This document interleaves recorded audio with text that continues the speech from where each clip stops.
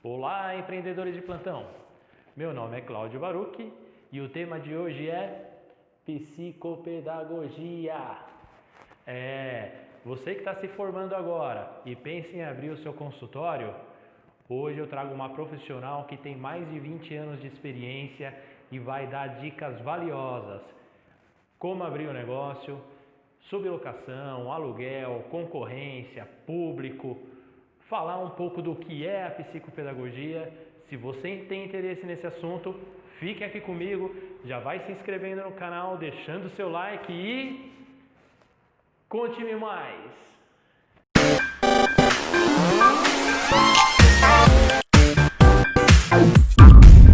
Olá, empreendedores!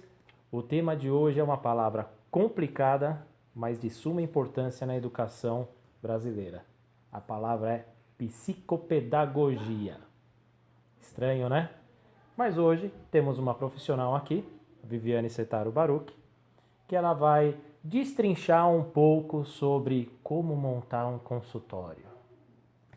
A Viviane, ela é simplesmente formada em magistério, pedagogia, psicopedagogia, psicomotricidade, enfim, percebemos que ela gosta de criança, né?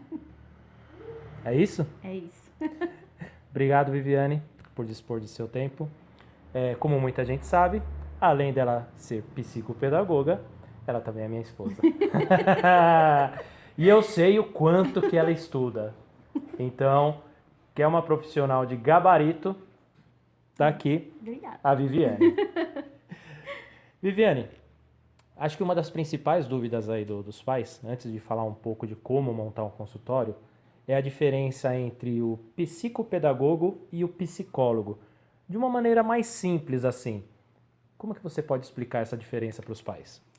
Existe uma confusão muito grande entre o psicólogo e o psicopedagogo.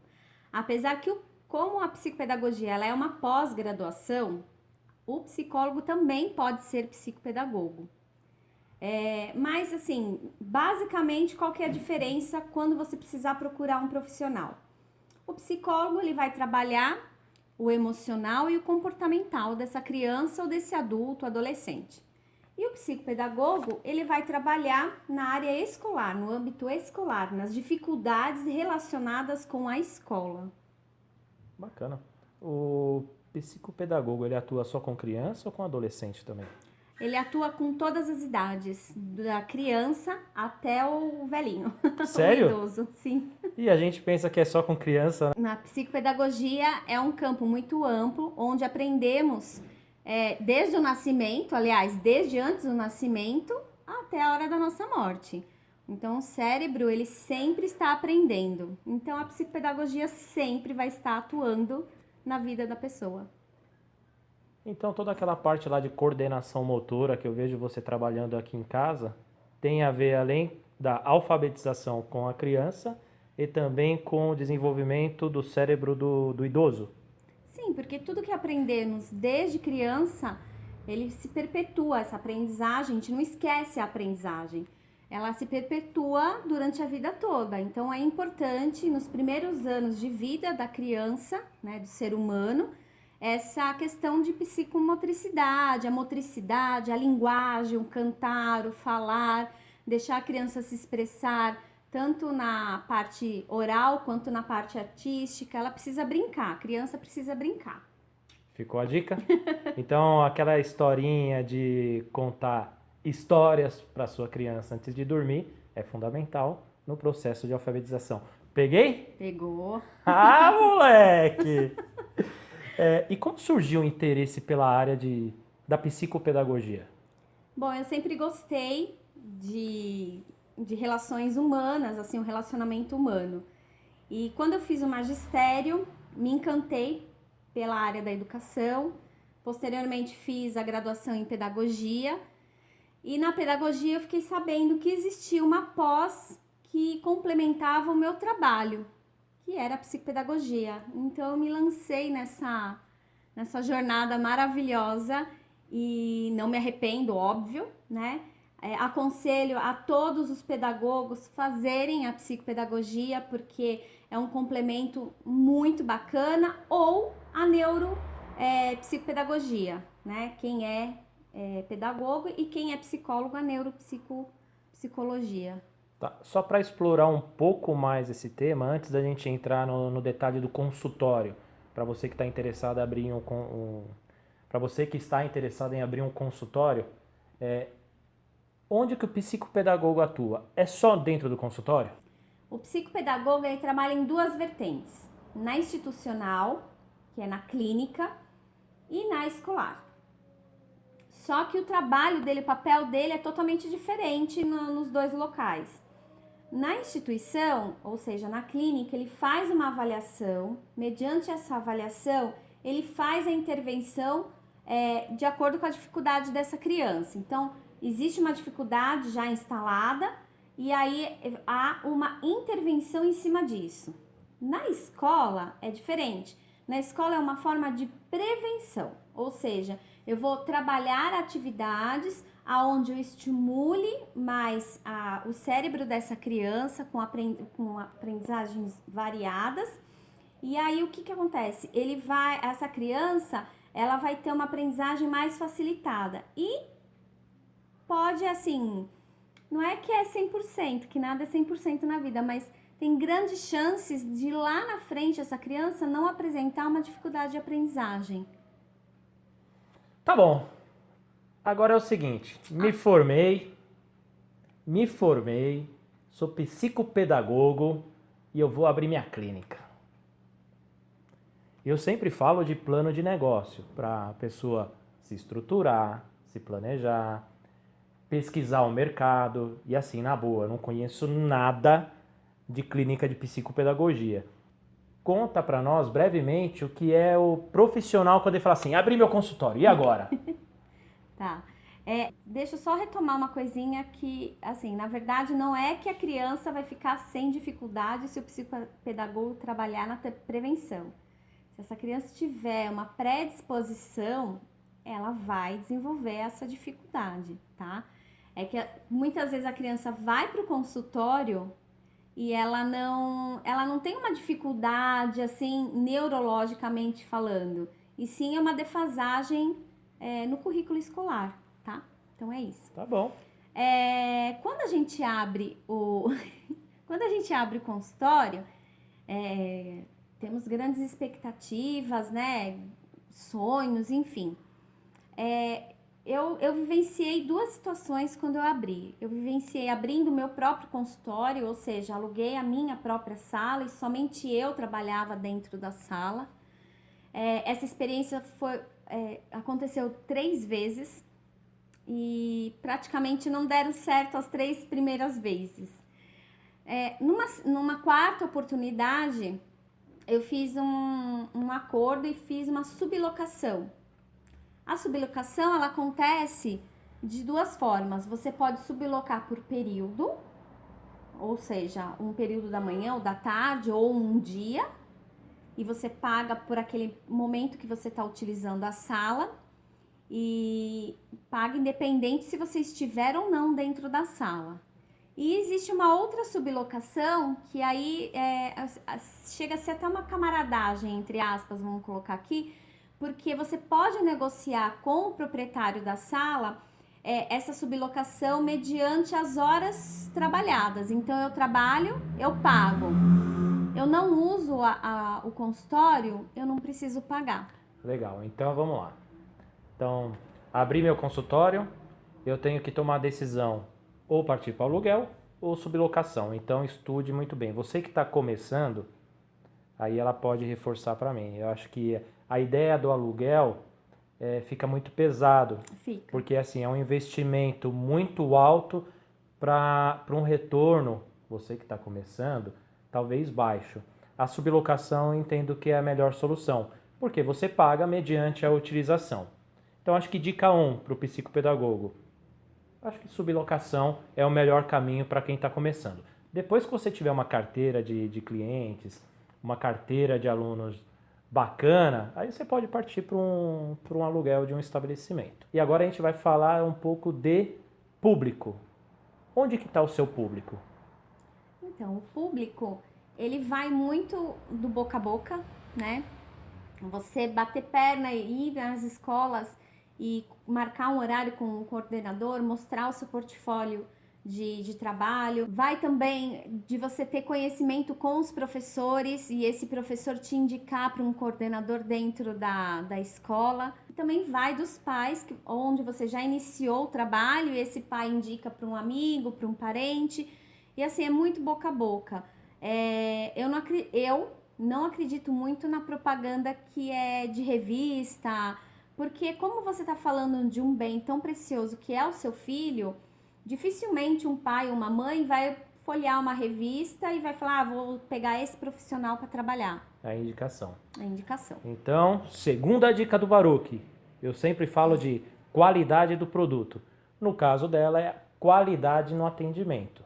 Então, ela estuda, ela investe tempo pesquisando na internet, investe em cursos extracurriculares. Eu vejo, ela estuda muito. Para quê? Para entregar um atendimento de qualidade e ter a recorrência. Só que a recorrência muitas vezes não vai vir no mesmo cliente, que é o mesmo paciente. Talvez o seu serviço prestado foi tão legal que aquela mãe, ou pai, ou responsável vai indicar para uma outra pessoa, talvez com um comportamento parecido do filho, e vai até você. Mas esse caminho é o correto? Ou é a escola que tem que direcionar a criança? Então, a escola ela tem um papel fundamental na indicação do profissional. Então, temos que acreditar na escola. A escola, o professor, ele está 4, 5 horas com essa criança diariamente e consegue enxergar coisas que nós, como os pais, não enxergamos. Já houveram situações em que meus filhos tiveram dificuldade e eu não estava percebendo ali, porque eu sou mãe, não sou a psicopedagoga deles, né? Casa de ferreiro, espeto de pau. Isso é muito importante. Então, a escola ela tem uma visão ampla desse aluno, vamos colocar assim. E aí ela indica, e ela pode indicar, no caso aqui, como a gente está falando só do psicólogo e do psicopedagogo, então ela vai indicar qual que é o melhor caminho, mas também pode indicar para um fonoaudiólogo. Muitas vezes esse profissional também é bem solicitado na escola. Legal, então falamos de localização, público-alvo. Agora um ponto muito importante é material. O que você precisa no consultório, além de cadeira, mesa, o espaço físico, né? Mas o material do psicopedagogo para trabalhar com a criança. O que você precisa? Não muito, né? O material do psicopedagogo não requer recursos caríssimos. Se você tiver um bom kit de jogos, jogo da memória, Uno, quebra-cabeça, pega-varetas, essas indicações tem muito na internet, o kit que você pode ter de material. O material não precisa ser caro, então não precisa ser de marca também, porque não é essa a intenção. Você precisa ter boa iluminação, papel sulfite ou papéis variados, canetinha, cola, tesoura, um material escolar em si básico. E o ideal seria o psicopedagogo ter 2 salas. Por quê? Uma sala seria para avaliação, onde é destinada só a avaliação e não pode ter distratores para essa criança ou adolescente, e uma sala que seria para o atendimento. Tá. Distratores é a criança ficar distraída, olhando um monte de coisa, é isso? Tá bom. Porque eu não sabia e talvez um monte de gente não sabe. Tem alguns termos que a gente precisa perguntar, né? Nem tudo a gente sabe. Então, seria interessante. No meu caso, eu não tenho essas 2 salas, eu tenho uma sala só. Então, como que eu faço? Quando eu tenho crianças em período de avaliação, eu retiro os materiais distratores do ambiente, deixo ele mais clean, né? E quando eu faço a intervenção, eu deixo a sala montada normalmente, porque aí a criança ela pode se locomover pela sala e aí você faz o trabalho de intervenção adequado. Abordamos vários assuntos, como localização, público, a qualidade do serviço prestado, que tem que estudar demais. a concorrência. Como que fica a concorrência para um psicopedagogo? Temos bastante concorrência, viu? O mercado tá aí e se você andar numa avenida bem movimentada, você vai ver várias plaquinhas de psicopedagogo. Então já identificamos que a concorrência é alta. É alto. Então o que ela faz para conquistar o público? Acho que é a empatia e a qualidade do serviço prestado. É isso? Isso. Legal. Então concorrência existe, sempre vai existir, independente do segmento. Cabe a você entregar o melhor conteúdo para o seu cliente para fidelizar o mesmo. Outra pergunta agora muito interessante. O valor da sessão. Eu sei que o psicopedagogo que está começando, provavelmente ele trabalha com um valor um pouco mais baixo, porém aquele psicopedagogo top das galáxias, ele já cobra um valor muito mais alto, né? Mesmo porque ele consegue até fazer uma supervisão do psicopedagogo. É isso? Isso. Tá vendo, meu? Casa com psicopedagoga, que você fica sabendo de quase tudo. Na verdade, na sua pergunta tem duas perguntas.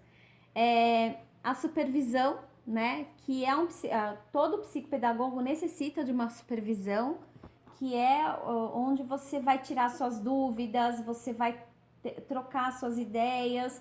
Não trabalhamos sozinho e também trocamos ideias com outros profissionais, psicólogos, fonoaudiólogos. E tem a outra parte que é a financeira, né, que você havia perguntado. Esse valor de atendimento, realmente, quando iniciamos a carreira, ele é um pouco mais baixo, porque você precisa também ganhar experiência e tudo mais. Mas, em média, o psicopedagogo ele cobra de R$70 a R$150 por sessão. Ficou mais curioso? Vou deixar o contato dela aqui na descrição. Entre em contato, conversa, tira suas dúvidas, tá? Porque é um mercado realmente muito amplo. Uma outra coisa, abordamos já vários temas e na resposta dela anterior, ela já começou a falar de parcerias. Percebeu que ela falou de psicólogos, fonoaudiólogos. Então, esses parceiros também é importante para trazer o paciente para o psicopedagogo. Sim. Também, né? Sim. Além de você sair para conhecer as escolas, levar o seu portfólio, além de você começar a ter uma carteira de clientes, de pacientes com os pais, você também pode fazer a parceria com outros profissionais e até mesmo psicopedagogos. Porque dentro da psicopedagogia, às vezes o psicopedagogo vai para uma vertente que não é bem aquela que o indivíduo precisa, ele precisa de uma outra questão, né? Ou de um outro tipo de avaliação, enfim. Essas parcerias são bem interessantes mesmo. Bacana. Vamos tomar uma aguinha? Momento da audiência? Canequinha da audiência? Agora sim, para finalizar, a gente já abordou bastante tema, por isso que, de novo, os contatos dela estão na descrição. Muitas dúvidas com certeza irão surgir. Entre em contato com ela, que ela vai atender com o maior prazer. A dica de ouro para quem está começando. A dica de ouro é assim, é você ter muito foco, muita perseverança e estudar. Estudar muito, porque é uma área que exige muito conhecimento. Para finalizar, conversamos hoje com a Viviane, profissional extremamente competente.